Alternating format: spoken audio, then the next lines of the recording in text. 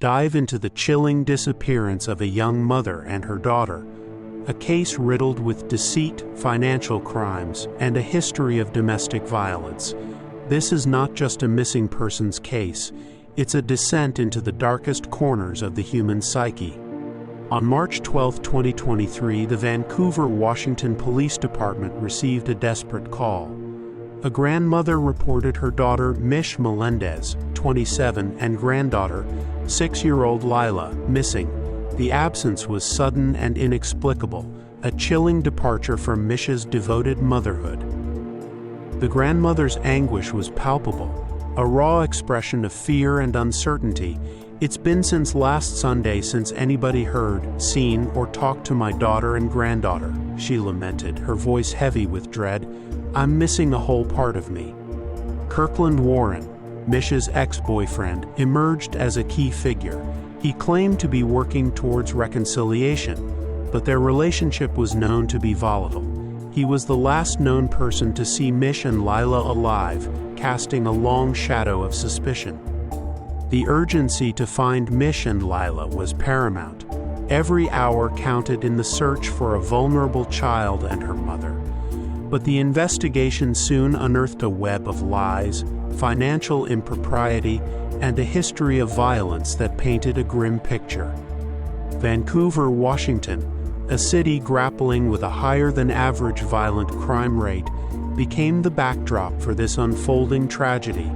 The disappearance of Mish and Layla amplified the city's anxieties, casting a pall over the community. Mish and Layla were last seen on the morning of March 12 in a burgundy Dodge Charger driven by Kirkland Warren. This detail immediately focused the investigation on Warren, making him the central figure in the search for answers. On March 22, 2023, a detective sat across from Kirkland Warren in a jail cell.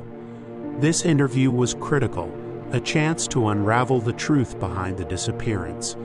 The detective hoped to extract crucial information that could lead to Mish and Layla's safe return. The interrogation began with a seemingly innocuous question about Warren's well-being. The detective then meticulously reviewed Warren's Miranda rights, setting the stage for a tense and strategic exchange. Warren claimed that Mish and Layla had spent the night with him at a friend's apartment. He stated that they left the apartment in the morning, but his account was vague and inconsistent, raising immediate red flags. Warren stated, "There was no talk about going anywhere." He claimed they were simply spending time together, attempting to reconcile. This narrative seemed at odds with the reality of their tumultuous relationship. Warren recounted leaving Joe's house with Mish and Layla in his Dodge Charger. He claimed to have driven them to Mish's car, which was parked down the street. According to Warren, this was the last time he saw them. His story painted a picture of a simple, amicable parting, but the detective sensed a deeper, darker truth lurking beneath the surface. The inconsistencies in Warren's account were too glaring to ignore. Mish was portrayed as an independent and devoted mother. Her TikTok videos showcased her bond with Layla, a vibrant and promising young girl. Their disappearance was completely out of character, fueling the family's desperation. "I don't know how I got blessed with such an amazing daughter," Mish once said, a testament to her love for Layla. This sentiment underscored the unnaturalness of their disappearance, suggesting foul play. Mish's mother, Layla's grandmother, was the driving force behind the search. Her relentless efforts led to the discovery of Mish's abandoned car in the Van Mall neighborhood, the same area where they had stayed with Warren. Warren claimed he tried to contact Mish after dropping her off, stating she had left her purse in his car. He said he used Google Duo to call her, but she didn't answer. This detail seemed calculated, an attempt to appear concerned. Warren downplayed his concern, stating he initially thought Mish was simply ignoring him. This nonchalant attitude further fueled suspicions, given the circumstances of their disappearance. The investigation revealed a complex web of relationships and potential criminal activity. Warren's estranged wife, Monet Tyler Warren, was implicated in a theft scheme involving Mish, adding another layer of intrigue to the case. Monet was accused of stealing money from customer accounts and transferring it to others. Shockingly, $220,000 was transferred into an account under Mishay's name, suggesting a coordinated effort. Surveillance footage showed Mish opening an account at the credit union and exiting Monet's car, confirming their connection. This revelation suggested that Mishay's disappearance might be linked to a larger criminal conspiracy. Mishay's social media activity abruptly ceased around the time of the thefts, indicating an attempt to minimize her exposure. Her last posts featured Warren, further entangling him in the unfolding drama. Monet blamed Warren for the thefts, claiming he coerced her into changing account information.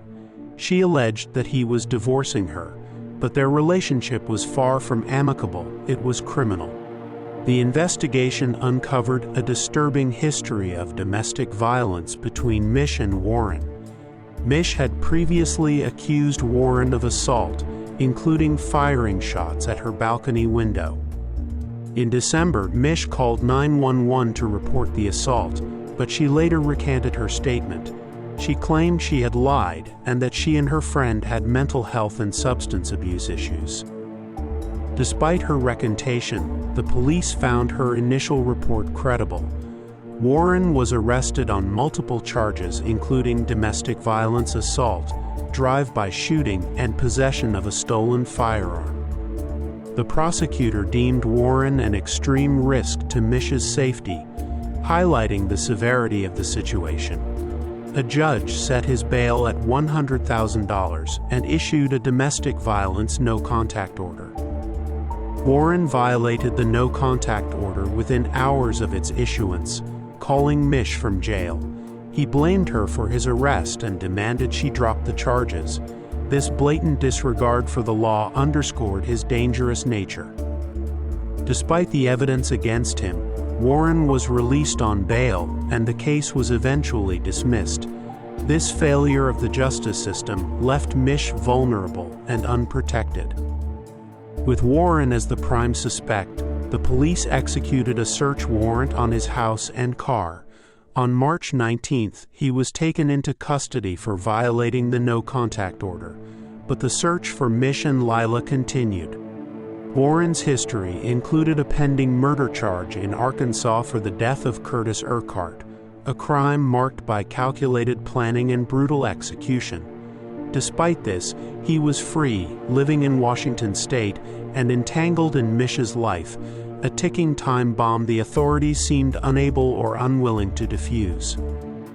The interrogation footage reveals a disturbing dance between investigators and Warren. His carefully constructed facade of innocence crumbles under the weight of mounting evidence. He deflects, evades, and attempts to manipulate the narrative. But the truth lurks beneath the surface, a dark secret he desperately tries to conceal. "I didn't do anything," he insists, but the evidence speaks volumes. The mud on his car, the tire tracks near the creek, the chilling text messages seeking secluded burial spots, all paint a damning picture of a man consumed by guilt and driven by a desperate need to cover his tracks. The discovery of Mish and Layla's bodies sent shockwaves through the community. They were found in a remote area, victims of gunshot wounds, their lives tragically cut short. The scene mirrored the details of Warren's previous crime, a chilling echo of his capacity for violence. The evidence against Warren was overwhelming. Shell casings in his car matched the murder weapon. Bloodstains confirmed the horrific events that unfolded within its confines.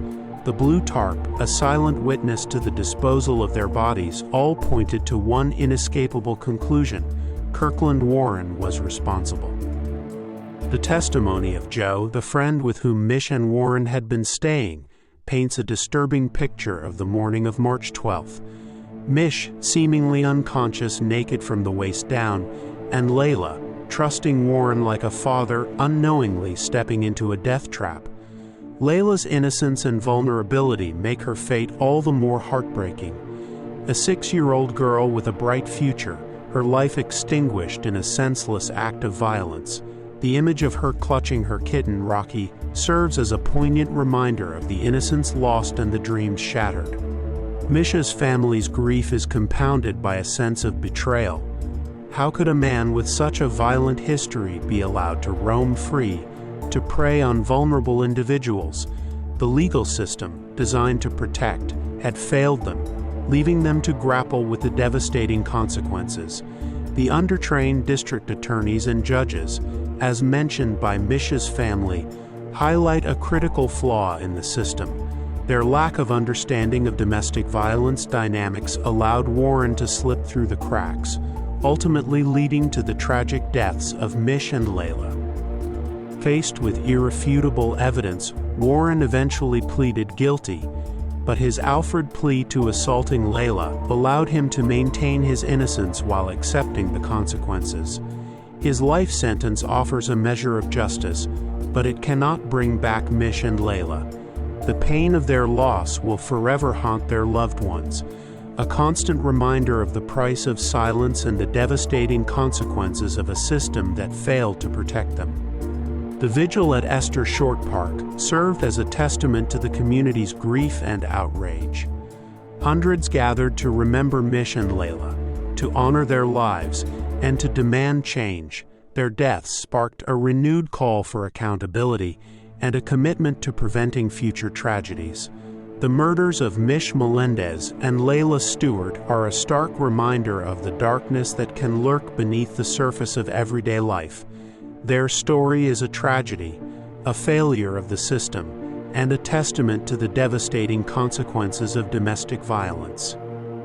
Their memory must serve as a call to action, a reminder that we must remain vigilant, challenge injustice, and demand a system that truly protects the vulnerable. Only then can we hope to prevent future tragedies and honor the lives of those we have lost. What do you think about this tragic story? Could Mish and Layla's killings have been prevented? Share your thoughts in the comments below. Subscribe to our channel for more in-depth investigations and help us spread awareness by sharing this video. Together, we can demand change and prevent future tragedies.